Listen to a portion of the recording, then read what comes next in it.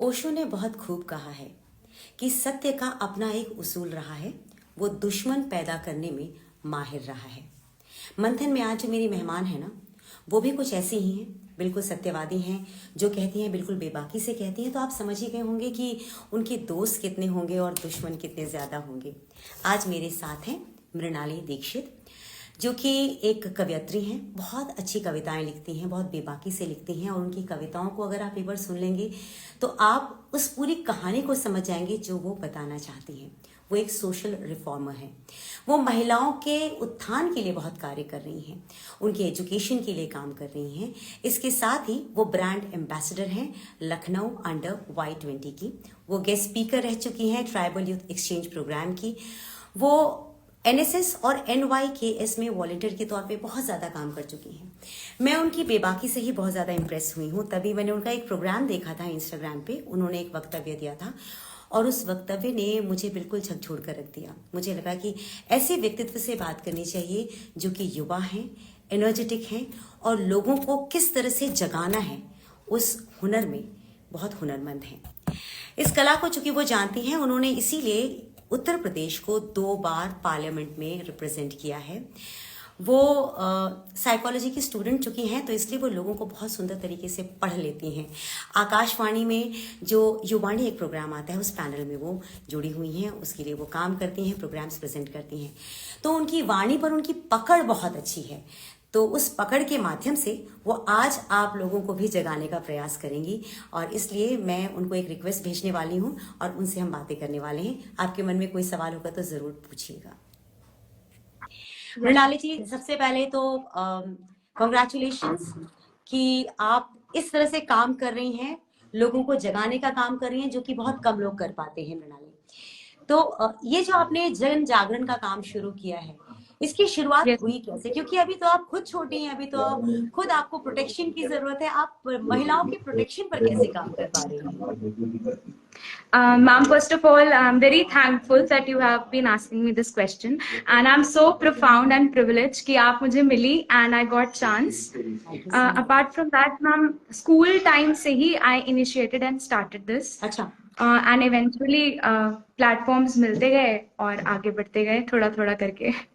अच्छा, कभी आपको ऐसा नहीं हुआ कि आप इतनी बेबाकी से बात करती हैं तो आपको घर वालों ने कहा होगा कि मृणाली बेटा, बस लड़कियों को इतना साफ नहीं बोलना चाहिए, बेटा तुम्हें ससुराल जाना है, थोड़ा तो बात बनाकर बोलना सीखो? Ma'am, typical Indian brown family, वो भी middle class and stereotypical and prejudice सब face करते हैं, लेकिन I have been very supportive in terms of my parenting.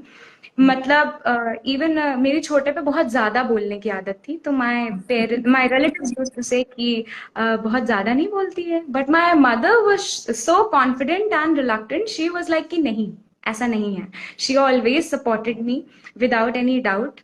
और मैम उसी का परिणाम है, उसी के फलस्वरूप जो भी थोड़ा बहुत किया वो सिर्फ राधा रानी का आशीर्वाद और मम्मी और पापा की देन है। So nice. आप चूंकि जिस तरह का काम कर रही हैं, आप को मैंने कई बार ये भी सुना है कि आप, ऐसा नहीं कि आप चूंकि महिलाओं की सुरक्षा के लिए काम कर रही हैं तो आप सिर्फ उनके फेवर में बातें करें। क्योंकि जब हम विमेन एम्पावरमेंट की बात करते हैं तो कई बार हमें लोग कहते हैं कि हाँ, नारीवादी विचारधारा लेके चल रही हैं तो ये सिर्फ उन्हीं को सपोर्ट करेंगे, हम पुरुषों के साथ जो अत्याचार होता है उस पर आवाज उठाने वाला कोई नहीं। पर मैंने आपको देखा कि आप उनके लिए भी स्टैंड लेती हैं। जैसे कि चंडीगढ़ का वो जो मामला हुआ था, कॉलेज का हॉस्टल का, जिसमें वीडियो बनाई थी एक लड़की ने, आपने उनके खिलाफ भी आवाज उठाई थी। आपको कभी महिलाओं से ही कभी ऐसा हुआ कि लोगों ने आपको टोका हो कि तुम ये क्या कर रही हो, तुम्हें तो सिर्फ नारीवादी होकर के नारियों के लिए बात करनी चाहिए, तुम क्यों पुरुषों के लिए आवाज उठा रही हो, ये बात गलत है? आपको कभी किसी ने रोका नहीं? मैम, रोकने की तो बात नहीं आई, सपोर्ट की ही बात आई, क्योंकि आजकल मुझे ऐसा लगता है कि आज की महिलाएं भी इतनी सजग हैं और हमारी जनरेशन बहुत इंटेलिजेंट है, उनके अंदर इतना विल पावर, इतना कॉन्शियस हैं सब लोग लेके इस चीज को कि they know what equality is and they know what equity is. तो सबका रिस्पॉन्स बहुत प्यारा था। इवन आफ्टर जो वीडियो जिसकी आप बात कर रहे हो, उसके बाद फीमेल्स के मैसेजेस मेरे पास बहुत आए कि this is what real women empowerment is, though I don't believe in this concept much, because ma'am empower उन लोगों को किया जाता है जो सेक्शन बहुत वीक हो। और मैम जगत जननी कहा जाता है महिलाओं को, और देवी माता की हम आराधना करते हैं, तो हमारा सेक्शन वीक कैसे हो गया और कब से हो गया? हम्म, तो सबने बहुत सपोर्ट किया, बहुत साथ दिया। मतलब चाहे स्कूल हो, कॉलेज हो, टीचर्स हो, और हर चीज पे इनिशिएट करना। इनफैक्ट मेरे फ्रेंड्स जो इंस्टाग्राम पे लाइव हैं इस वक्त, और hmm, apart from that my personal life, they all support me very much. Like I owe to them a lot. Lovely. मैं ना आपसे बात तो करती रहूंगी, लेकिन बीच में मुझे आपके ना कविताओं का डोज चाहिए। तो कोई डोज आपके पास अभी रेडी है ऐसा, जो आपको आपके दिल के करीब हो बहुत? जी। कि हूं अभेद्य वीरांगना, कि हूं हम्म, अभेद्य वीरांगना, देख रण में भारी मैं, ऐसी भारतीय नारी मैं, ऐसी भारतीय नारी मैं। वाह। कि सबला हूं अबला नहीं, सबला हूं अबला नहीं, बन रणचंडी संघार किए, कभी सौम्य रूप कभी रौद्र रूप, दोनों में कुशल आत्मजा में। हाँ, मैम, इसका मतलब है कि हम लोग एक बहुत अच्छा सा टैग सुनते हैं, अबला नारी। हाँ। तो उसको हमें चेंज करने की बहुत आवश्यकता है। और उसी के दरमियान कई बार हमने ये सुना कि जब भी कोई ललकारने की, किसी पुरुष को ललकारने की जब बात होती है, तो हम हमेशा कह देते हैं कि तुमने हाथों में चूड़ियां थोड़ी पहन रखी हैं। हम्म, और ये कोई ऐसी चीज है जो एक हृदय में टीस दे जाती है कि चूड़ियां का कंपैरिजन हम लोग किसी इंसान के पुरुषत्व से कर रहे हैं, या हम स्त्री तत्व की कमजोरी को दिखा रहे हैं। इसके क्योंकि अलावा जब एक चीज और लोग सशक्तिकरण। कहते हैं ना, कि अगर कोई पुरुष रोता है, अरे क्या लड़कियों की तरह रो रहे हो, तुम लड़की हो कि तुम रो रहे हो। ये बात मुझे सच में बहुत बुरी लगती है। मैम, इसका तो ये कह सकते हैं कि हाँ, we have got privilege and freedom, कि हम अपने इमोशंस को लेके बहुत एक्सप्रेसिव हो सकते हैं। लेकिन उसी एक्सप्रेसिवनेस के साथ हमने वॉर में, हम्म, वॉर जोन हो, चाहे घर हो, चाहे हॉस्पिटैलिटी हो, हर क्षेत्र में हमने अपना काम किया है। तो फिर आज हम ऐसे लिमिटेड कैसे हो जाते हैं कि तुमने हाथों में चूड़ियां नहीं पहन रखी को कमजोरी से कंपेयर करते हैं? So right. This is something I really don't appreciate. That's right, that's right. मुझे यही लगता है कि नारी सशक्तिकरण का ना कई बार कुछ गलत मतलब ही निकाल दिया जाता है। जैसा कि मैं अक्सर जो महिलाओं को, किसी भी लड़की को अगर कुछ अच्छा करते हुए देखती हूँ, तो मुझे ऐसा लगता है कि ये जो बच्चा है, इसको इसकी फैमिली ने जरूर बहुत सपोर्ट किया होगा, तभी ये बच्चा इस लेवल तक पहुंचा है। और आपने स्वयं भी बताया कि आपकी फैमिली बहुत ज्यादा सपोर्टिव रही है। आपके रिश्तेदार, ऑफ कोर्स, जो हमारे असल में जो क्रिटिक होते हैं, वो हमारे आसपास ही मौजूद होते हैं। वो फ्रेंड्स के तौर पे भी होते हैं, कभी रिलेटिव्स के भी तौर पे होते हैं। उनको कई बार ये बताना कि हम क्या कर रहे हैं, हमें बहुत ज्यादा एफर्ट्स डालने पड़ते हैं अपने काम के ऊपर। कभी आपके ऊपर भी ऐसा प्रेशर रहा, कि जिस तरह से आपकी अपब्रिंगिंग हुई है, क्या आपके ऊपर ऐसा प्रेशर रहा कि मुझे अपने आप को साबित करना पड़ेगा हर प्लेटफॉर्म पे? क्योंकि आप बहुत सारे प्लेटफॉर्म्स पे गई हैं, बहुत सारे कॉन्टेस्ट भी आपने जीते हैं, तो हर जगह क्या आपके ऊपर प्रेशर बहुत ज्यादा रहता है? मैम, प्रेशर बिल्डिंग या प्रेशर फील करना is something that I have never learned. Really? क्योंकि या and the reason behind is कि व्हाट आई बिलीव, जितना आपके हक का है आपको वो मिलेगा। और जिस चीज के आप काबिल हैं, वो कहीं ना कहीं किसी ना किसी रूप में आपके पास आएगी ही आएगी। और जो ये फैमिली एंड रिलेटिव्स प्रेशर की बात है, तो they hardly know what I do, because I have अच्छा। been extremely suspicious and mysterious regarding all this. But abhi recently, after the parliament, hmm. they got to know about everything, because my mother used to prompt a lot, and luckily my father was actually very happy. So they got to know, they got connected. But the thing is ki, I respect them a lot. I value their decisions. But ultimately, जब हम इस दुनिया में हम आए अकेले हैं, हमें जाना भी अकेले हैं, तो हमारे निर्णय भी अकेले के ही होंगे। बस हम ये देख सकते हैं कि हमारे किसी भी फैसले से सामने वाले को कोई तकलीफ ना हो, और अगर वो उनके भलाई के लिए हैं तो वो और ज्यादा अच्छे हैं। बहुत तो बढ़िया। उनका सपोर्ट रहा, कंस्ट्रक्टिव क्रिटिसिज्म फेस किया है। लेकिन मैम, इससे आपको एक बूस्ट मिलता है, एक एनकरेजमेंट मिलता है। और उसके साथ ही जो प्रूव करने की बात है, प्रूव हम कुछ एक्चुअल में कर नहीं सकते, क्योंकि सब कुछ, मेरा ऐसा मानना है कि राधा रानी के आश्रित है। तो वो जितना देंगी, जो देंगी, वो आपके लिए उतना उचित होगा। और ये तो सौभाग्यवश ही है कि मेरा ये इतना सौभाग्य था कि मेरी आपसे बात हो पा रही है आज। हाँ जी। वरना मैम ये तो सपने में दूर दूर तक नहीं था, और specially for somebody who is only child to their parents, and अच्छा, that you are the only two girl child. Child. अरे, और यस। आप ऑलरेडी टैलेंटेड हैं। मुझे लगता है कि आपको अपने शो में बुलाना, it's a privilege for me.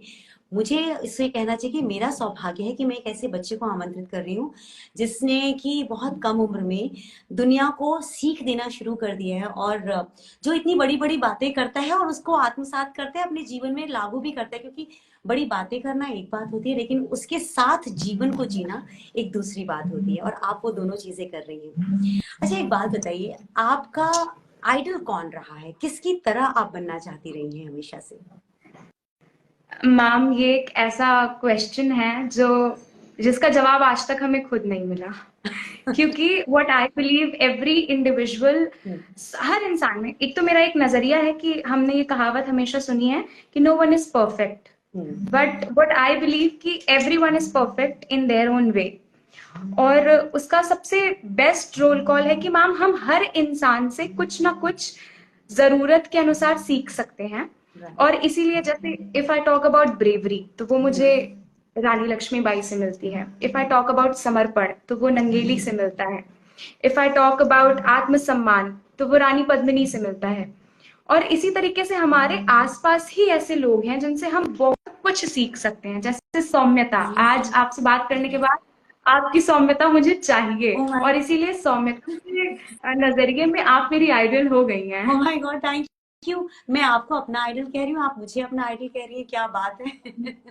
Ma'am beauty lies in the eyes of the beholder, और ये एक बहुत स्ट्रॉन्ग स्टेटमेंट कहूँ, ओपिनियन कहूँ या आइडियोलॉजी, ये एक बहुत ही स्ट्रॉन्ग पॉइंट है। एंड वही होता है ना कि हीरे की परख जौहरी को होती है। So lovely, so kind of you for being so kind with your words.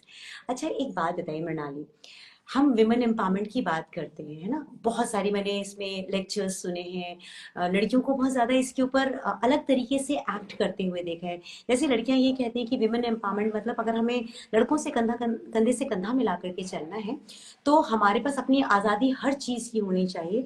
हमारे पास रात को देर से आने की आज़ादी होनी चाहिए, हमें सिगरेट पीने की, दारू पीने की, हर वो चीज़ करने की आज़ादी होनी चाहिए जो पुरुष कर रहे हैं। तो हम अपने आप को एम्पावर्ड कहेंगे। पर मैं आपसे जानना चाहती हूँ कि विमेन एम्पावरमेंट जो शब्द आजकल बहुत पॉपुलर हो गया है, मृणाली के दृष्टिकोण में इसका अर्थ क्या है? मैम मेरी माने जाए तो जैसे पौरुष के बिना प्रकृति अधूरी है, वैसे ही प्रकृति के बिना पौरुष अधूरा है। बहुत सिंपल सा ये फंडा है और बहुत सिंपल सी आइडियोलॉजी है कि you don't need to prove yourself, कि आप अपने आप को इसलिए प्रूव कर रहे हैं कि आप एक पर्टिकुलर क्लास से ज्यादा सुपीरियर हैं। तो ये सुपीरियोरिटी और इंफीरियोरिटी का कॉन्सेप्ट ही नहीं आना चाहिए, because we are living in a balance state. तो जब हमें ये रियलाइज हो जाए कि we are on a equilibrium note, और हमें दोनों चीजें और दोनों लोगों की और दोनों वर्गों की समानता में आवश्यकता है, तब हमें लगता है कि ये एक प्रॉब्लम जिसको आज हम कह रहे हैं वो सॉल्व हो सकती है। दूसरी चीज, विमेन एम्पावरमेंट इज, जैसा मैंने स्टार्टिंग में ही बोला था ma'am, we don't need any kind of empowerment. Adding one note to this, I generally see कि boys showing their gentleman behaviour, वो हमारे लिए चेयर पुल कर देते हैं या बस की सीट से खड़े हो जाते हैं। तो ये क्या हमारी रिस्पॉन्सिबिलिटी नहीं है कि जब हम किसी लड़के को देखें तो हम अपनी सीट एक बार छोड़ें? हमेशा उनका कर्तव्य या उनका दायित्व नहीं है हमें मान सम्मान देना, हमारा भी उतना ही कर्तव्य और दायित्व बनता है उन्हें वो फील कराना कि वो हमारे लिए क्या क्या करते हैं। हम उदाहरण स्वरूप अर्जुन का उदाहरण देते हैं, श्री कृष्ण का उदाहरण देते हैं, मर्यादा पुरुषोत्तम श्री राम की बात करते हैं, लेकिन मैम सार्थक रूप में लाना भी तो हमारी रिस्पॉन्सिबिलिटी है। और विमेन एम्पावरमेंट, कभी ये आपने नहीं सुना होगा कि आज दरोगा दिवस है,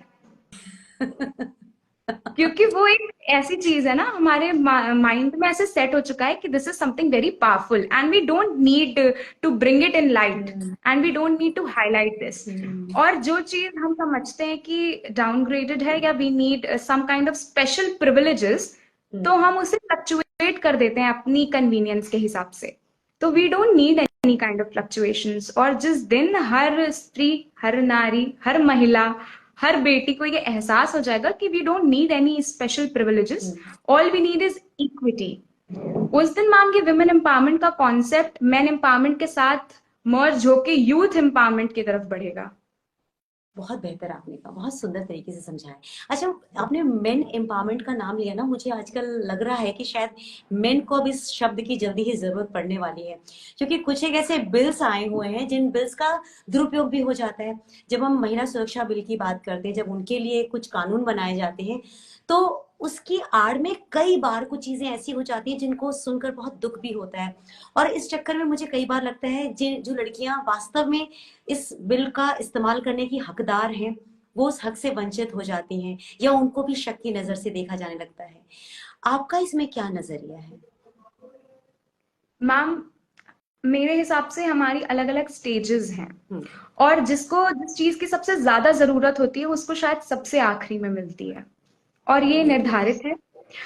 अब इस पे बात जब आती है कि अवेयरनेस एक बहुत इंपॉर्टेंट रोल प्ले करता है। हो सकता है कि हम अवेयर हों लेकिन हमारे आसपास की सराउंडिंग्स ऐसी ना हो जो हमें उस फेमिलियर कंडीशंस दे पाएं कि हम अपनी चीज को प्रोग्रेस कर लें आसानी से। वेर जो एक अर्बन बैकग्राउंड से है, जो बहुत ज्यादा ये वुमेन एम्पावरमेंट की बात को हाईलाइट कर रही हैं, उनके पास में एक क्या डिफेंस मैकेनिज्म कहूंगी, वो इस चीज का उस तरीके से इस्तेमाल करते हैं कि see if you do anything wrong to me I have such such such rights, जबकि उन्हें उसकी जरूरत नहीं है, but they are coating them as a shield to protect themselves. और ये without any doubt this is not right, this is unethical. And उसके साथ ही हमें, अगर हम सच में इतने काबिल हैं, हम केपेबल हैं, तो हमें किसी शील्ड की जरूरत नहीं है। और जिन्हें उस शील्ड की जरूरत है वो उसका उपयोग ही नहीं कर पा रही हैं, क्योंकि वो खुद से स्वतः लड़ने के प्रयास कर रही हैं। तो असली वॉरियर तो वो हुई, ना कि हम। और हमें ये चीज समझने की जरूरत है कि हमें वॉरियर जोन वहां रखना है जहां उसकी आवश्यकता है, जहां आवश्यकता नहीं है वहां उसका कोई रोल प्ले नहीं है। बहुत अच्छी बात कही। अच्छा, मुझे एक चीज और लगती है मृणाली, आजकल की लड़कियां जितनी सशक्त हो चुकी हैं, जैसे आप बेबाक हैं, अपने मत को रखने की हिम्मत रखती हैं, लोग उसे सुनते भी हैं। आप जैसे बच्चों के लिए, मतलब आप जैसी लड़कियों के लिए इतना स्ट्रांग लड़का ये होना बहुत मुश्किल है। तो मुझे लगता है कि आप बेटों की अपब्रिंगिंग पर पेरेंट्स को बहुत मेहनत करने की आवश्यकता है कि उन्हें इतनी स्ट्रांग लड़की हैंडल करना आना चाहिए। आपको क्या लगता है कि लड़के इतने स्ट्रांग इनफ हैं कि वो स्ट्रांग लड़की हैंडल कर सकें? आपकी आवाज बंद हो गई Mrinali. Ma'am undoubtably yes, men are equally capable, चाहे हम किसी भी एस्पेक्ट में देखें। Comparing my father, my nephew, every one, I believe कि ऐसा पोटेंशियल है, but the potential is also engage with the knowledge and education. So what I believe, if you are learned enough, आप learned होंगे तो आप ये सारी चीजें बहुत आसानी से कर पाएंगे। बहुत बेहतर। अच्छा, आपने क्या सोचा हुआ है कि अभी तक जैसे आप पार्लियामेंट में 2 बार उत्तर प्रदेश को रिप्रेजेंट कर चुके हैं, तो आपने इसके आगे भी कुछ सोचा हुआ है कि इस काम के अलावा आप और क्या करना चाहती हैं अपनी बात को और आगे तक पहुंचाने के लिए? Ma'am I don't no doubt want to do something for women.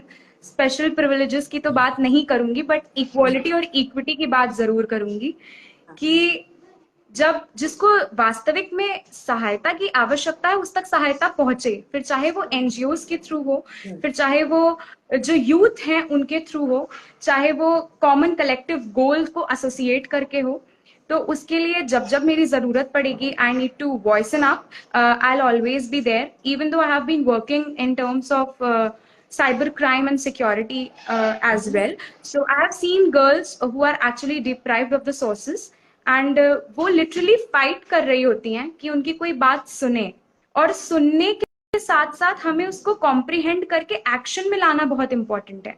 तो implementation is also very important.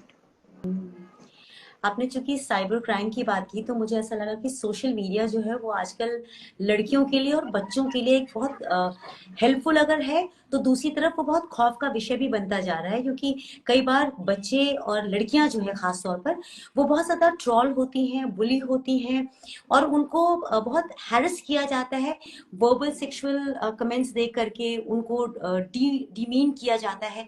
ऐसी लड़कियों के लिए आप क्या कोई टिप देना चाहेंगी कि वो किस तरह से अपने आप को सेफ रख सकती हैं?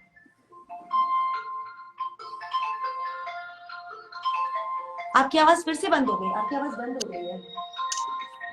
Ma'am, firstly, awareness is very important. Apart from being aware, you need to get into your you need to set your own boundaries so that no one can comprehend and enter into your specific zone. हमारा professionalism अलग होता है, personal space अलग होता है और societal space अलग होता है।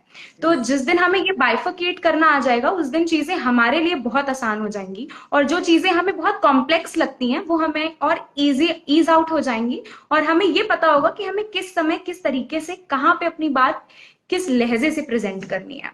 और जो ये societal influence in terms of social media advancement की बात है, तो you need to be very aware कि आप सबको देख पा रहे हैं और सब आपको देख रहे हैं। तो आपको अपनी छवि किस तरीके से समाज में प्रोजेक्ट करनी है इसका आपको एहसास होना चाहिए। और आजकल हम इन terms of being very cool कुछ भी प्रोजेक्ट कर देते हैं, कुछ भी पोस्ट कर देते हैं, which is something not done. बहुत सही आपने कहा, बिल्कुल सही आपने कहा। अच्छा मृणाली, आप ना बहुत सारी चीजें एक साथ कर रही हैं। आप ऑफ कोर्स वो सारी चीजें कहीं ना कहीं एक दूसरे से इंटरकनेक्टेड हैं, लेकिन चूंकि आप इतनी सारी चीजें कर रही हैं तो इसमें से आपका जो फेवरेट रोल है जिसे आप आगे तक लेके जाना चाहती हैं वो क्या है? Ma'am, I would definitely like to be on a global platform, being a social worker as well as a social speaker. Apart from that, I have that zeal. Uh, I believe in this very quote: to get the change, you need to be the change. And to be the change, you have to work hard. So I really want to use all my energy and put all my directions to social welfare, जहाँ पे सिर्फ बात ना हो, काम हो। बहुत जो अपफ्रंट होके बोलने की आपकी आदत है और जो जज्बा है, मुझे लगता है कि अगर देश के नेता आपके जैसे हो जाएं तो बहुत सारी जो पॉलिटिक्स में गड़बड़ियां हैं वो खत्म हो जाएंगी। तो you just think about this profession as well, right? Ma'am, fingers crossed, and you never know what happens next. If anything related to the social development and welfare, I would really want to work because I actually aspire for the change. क्योंकि सिर्फ कहने मात्र से कुछ नहीं होता, आपको करना पड़ता है, और आपको तब तक करना है अगर आप खुद सही हैं, तभी आप सामने वाले को सही करने के लिए प्रेरित कर सकते हैं। तो पहले खुद सही होने की आवश्यकता है, खुद चीजों को समझने की आवश्यकता है, और अगर ऐसा कोई अपॉर्चुनिटी मिलती है तो I would definitely go in, there is no doubt, and I am extremely clear and decisive इस डिसीजन को लेके। बट कोई भी चीज मतलब जितनी भी चीजें हों वो सब राष्ट्र हित के लिए ही हों, ये मेरा प्राइमरी मोटो रहेगा। बहुत सुंदर। अच्छा, मुझे अगर आपकी कोई और ऐसी कविता जो आपकी नहीं है लेकिन आपको बहुत प्रेरित करती है, ऐसी कोई कविता है? मैम, एक बड़ी प्यारी सी लाइन थी कविता तिवारी जी की कि जिसपे वो ये एग्जैजरेट कर रही हैं कि जब सारी चीजें महिलाएं कर सकती हैं तो अर्थी को कंधा भी दे सकती हैं। So this is the prominent line, और सबने ही सुनी होंगी वो कविता, लेकिन मैम उसके पीछे का जो उद्देश्य है मैं वो थोड़ा हाईलाइट करना चाहूंगी फिलहाल। कि हमारे यहाँ ऐसा एक रिचुअल है कि जो हमारा पिंडदान होता है वो मात्र बेटा ही करता है। तो बिल्कुल। अगर सिर्फ बेटे को अधिकार है, वहां पे एक तो सारी चीजें तो वर्णित होती हैं कि संतान, वहां पे पुत्र या पुत्री का कोई जिक्र नहीं होता, लेकिन अभी भी ये ऐसा माना जाता है कि सिर्फ और सिर्फ आदमियों को या पुरुषों को ही इस चीज ये करने के लिए आगे वो लोग आते हैं, या सोसाइटी में ऐसा चलता आ रहा है। और मैम, सबसे प्यारी चीज और चेंज जो मैं लाना चाहूंगी अभी के लिए वो ये होगा कि आप चाहे स्त्री हो, चाहे आप पुरुष हो, चाहे आप बालक हो, चाहे बालिका हो, यदि आपके माँ बाप हैं तो आपको सर्वथा सारे अधिकार हैं उनका हर काम करने के लिए, और इसके लिए समाज आपको परतंत्र तो नहीं कर सकता। आपने बहुत अच्छी बात आपने कही, बहुत अच्छी बात कही। मृणाली, आपसे बात करके सच में मुझे बहुत अच्छा लग रहा है। बहुत अच्छी बातें आप बता रही हैं और बहुत प्रेरक बातें आप बता रही हैं। मुझे लग ही नहीं रहा कि मैं एक बहुत ही कम उम्र के बच्चे से बात कर रही हूँ। एक बहुत मेच्योर ऐसा इंसान जो कि दुनिया को जान चुका है, परेशानियों को समझ चुका है, वो मुझसे आज बात कर रहा है। मैं आपसे ये जरूर जानना चाहूंगी कि अगर जितनी जर्नी आपने जी है अभी तक और जितने लोगों के साथ दिक्कतें होती हुई आपने देखी हैं और उनको आपने जो हेल्प किया और आप जिस पोजीशन पे आज काम भी कर रहे हैं, आप लोगों को साइकोलॉजिकल हेल्प दे रही हैं, तो मुझे मालूम है कि नित नए लोगों से आप मिलती होंगी, उनकी प्रॉब्लम्स को देखती होंगी। और इन सब लोगों को देखते हुए अगर तीन कोई ऐसा संदेश, कोई तीन ऐसा मैसेज है, लर्निंग एक्सपीरियंस है जो आप शेयर करना चाहेंगे अपने दोस्तों के साथ, मेरे साथ, तो वो क्या होगा? मैम, हमें हेल्प करनी होगी अप फ्रंट और सामने आके। हम हमेशा देखते हैं कि हम सामने आने से, अपनी बात रखने से बहुत घबराते हैं। तो हमें घबराने की बिल्कुल जरूरत नहीं है। जितनी भी हमारी पुलिस है या जितनी भी हमारी गवर्नमेंट एसोसिएशंस हैं, ऑर्गेनाइजेशंस हैं, वो सब हमारी सहायता के लिए होती हैं। लेकिन बीइंग और belonging to the middle class या कॉमन मैन या common woman, which is a typical word use, उसमें हमें हमें बहुत संकोच लगता है कि हम कैसे अपनी बात रखें। इसमें दो चीजें हैं, या तो आप में आत्मविश्वास की कमी है, या तो आप ये सोचते हैं कि सरकार वो काम नहीं करेगी। राइट। लेकिन अगर हम पहले से ये सोच लेते हैं कि हमारा ये काम नहीं होगा, तो हमारे पास में एक प्रोबेबिलिटी खत्म हो जाती है कि शायद ये हो जाता। तो यहाँ पे एक चीज उपजती है, वो है नकारात्मक सोच। तो हमें सबसे पहले काम करना होगा अपनी सोच पे, कि सारी चीज ऑप्टिमिस्टिक रहे, हम सेल्फ रिलायंट हैं, हमारे अंदर सेल्फ कॉन्फिडेंस रहे, और उसके साथ हमें अपनी बात रखना आना चाहिए। और हमें क्या इग्नोर करना है, हमें वो सीखना होगा। बहुत अच्छी बात आपने कही, क्या इग्नोर करना है हमें वो सीखना होगा। सच में आपने बहुत अच्छी बात बताई है। अगर सोशली कोई मैसेज देना हो हर किसी को, नॉर्मल जो लोग आपकी उम्र के बच्चे हैं, जो आपसे बड़े भी हैं, मुझे लगता है आजकल हम सीख बच्चों से ही ले रहे हैं, तो क्या सीख आप देना चाहेंगी जो आप स्वयं भी अपने जीवन में धारण करती हैं? मैम, ये सीख आपको एक कविता से लिंक करके बताती हूँ। बताइए ना। और वो हमारे देश प्रेम पे ही है, देश हित में ही है, राष्ट्र हित की कविता है कि मजदूर जहाँ श्रम साधक हैं, मजदूर जहाँ श्रम साधक हैं, उस भूमि भाग का क्या कहना। नित मेहनत के आराधक है, उस भूमि भाग का क्या कहना। बढ़ती ही रहती है प्रतिपल भारत माता की अमिट शान, पोषित करती है जो संज्ञा, उसको हम सब कहते किसान। दर्शन दर्पण का करो नित्य, हर ओर भला है चंगा है, फहराता नील गगन पथ पर वो अपना पूजित तिरंगा है। तैयार हमेशा रहते हैं दुश्मन का दर्प मिटाने को, सकुचाते नहीं किशोर यहाँ बलवेदी पर चढ़ जाने को। जीना है या फिर मरना है, करना है सिर्फ अखंड अजय, सैनिक सन्नत समर्पित है, संकल्प लिए मन में निश्चय। हम इसे नहीं झुकने देंगे, हम इसे नहीं मिटने देंगे, चाहे आ जाए महाप्रलय, सबसे करबद्ध निवेदन है, बोलो भारत माता की जय। मैम, इसका कविता तिवारी इसकी रचयिता हैं, उन्होंने ये प्रेजेंट किए हैं कई बार। लेकिन मैम, इसका मोटिव बहुत प्यारा है।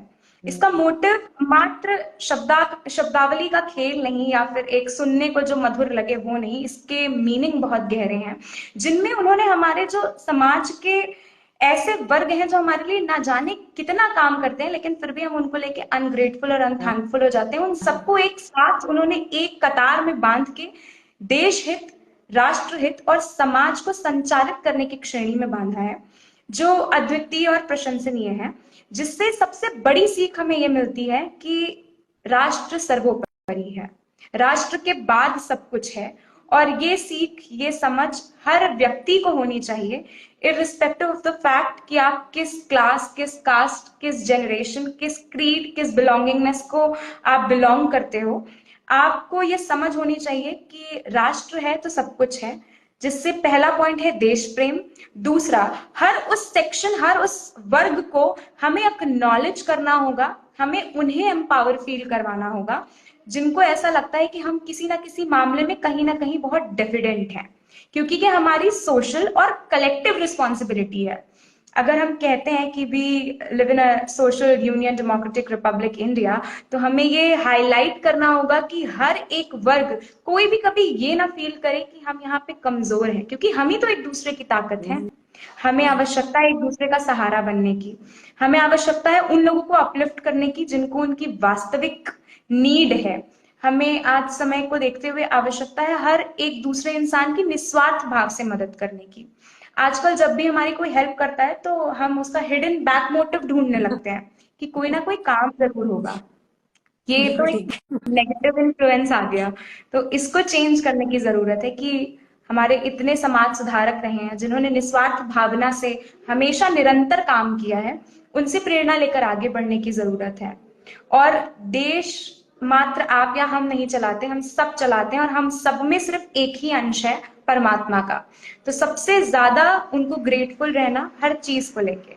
ये कुछ बातें हैं जो मैम मैंने सीखी हैं and I have tried applying, और अभी भी निरंतर उस पर काम चल रहा है और आगे भी चाहूंगी कि चलता रहे। बहुत सुंदर। आप जिस तरह की व्यक्तित्व हैं, मुझे लगता है कि आज जिसके सामने मैं बैठी हुई हूँ, वो अगर बहुत प्रोग्रेसिव हैं, तो ऐसा नहीं है कि वो धर्म को छोड़ चुके हैं और राष्ट्र हित के बारे में नहीं सोचते, क्योंकि लोग प्रोग्रेसिव होने का अर्थ ही कुछ और लगाते हैं। उन्हें लगता है कि प्रोग्रेसिव मतलब अपने करियर वाइज प्रोग्रेसिव होना, अपने पढ़ाई लिखाई में बहुत अच्छे होना। तो वो सारी चीजें आपके अंदर है, लेकिन जो संस्कार आपके अंदर हैं, वो संस्कार जो है उनको मेरी तरफ से प्रणाम।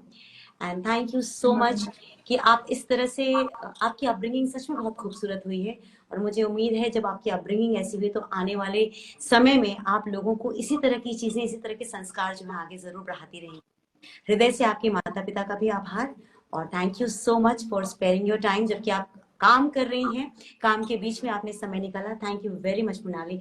मैं आपसे फिर मुलाकात करूंगी, और ऐसा कभी हो पाए कि आप दिल्ली आए तो हम जरूर मिलेंगे, और अगर मैं लखनऊ आई तो मैं आपसे जरूर मिलने आऊंगी। थैंक यू चरण सो मच स्पर्श ma'am, for this thank you lovely. So much. Thank Ma'am, you. I am highly obliged. I can't express how grateful I am after talking to you and listening to you. You are thank you really so an much. inspiration for every girl who actually wants to get the change. Oh, thank you so very much for being so kind with your words. And thank you, Mrinali. Keep rising and keep shining the way you are. Thank you very much. Thank you, ma'am. एक बार फिर से चरण स्पर्श। खुश रहिए, हमेशा खुश रहिए। Thank you. Thank you. मिलते हैं।